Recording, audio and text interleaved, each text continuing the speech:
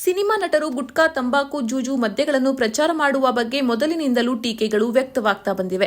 ಇಂತಹ ಆರೋಗ್ಯಕ್ಕೆ ಹಾನಿಕಾರಕ ವ್ಯಸನಗಳ ಕಂಪನಿಗಳು ತಮ್ಮ ಬ್ರ್ಯಾಂಡ್ನ ಪ್ರಚಾರಕ್ಕೆ ಅಂತ ಭಾರಿ ಸಂಭಾವನೆಯನ್ನ ಕೊಟ್ಟು ದೇಶದ ಸ್ಟಾರ್ ನಟರನ್ನು ಕರೆತರುತ್ತವೆ. ಗುಟ್ಕಾ ಪ್ರಚಾರ ಮಾಡುವ ನಟರ ಮೇಲೆ ಹಲವು ಬಾರಿ ನ್ಯಾಯಾಲಯದಲ್ಲಿ ಅರ್ಜಿಗಳನ್ನು ಕೂಡ ಹಾಕಲಾಗಿದೆ. ಆದರೆ ಈವರೆಗೂ ಯಾವುದೇ ಉಪಯೋಗ ಆಗಿರಲಿಲ್ಲ.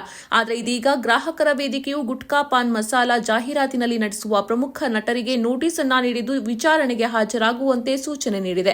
ಜೈಪುರದ ಗ್ರಾಹಕ ವ್ಯಾಜ್ಯಗಳ ಪರಿಹಾರ ವೇದಿಕೆಯು ಪ್ರಕರಣಕ್ಕೆ ಸಂಬಂಧಪಟ್ಟಂತೆ ವಿಮಲ್ ಗುಟ್ಕಾ ಜಾಹೀರಾತಿನಲ್ಲಿ ನಟಿಸಿರುವ ಅಜಯ್ ದೇವ್ಗನ್, ಶಾರುಖ್ ಖಾನ್ ಮತ್ತು ಟೈಗರ್ ಶ್ರಾಫ್ ಅವರುಗಳಿಗೆ ನೋಟಿಸ್ ಅನ್ನ ನೀಡಿದೆ.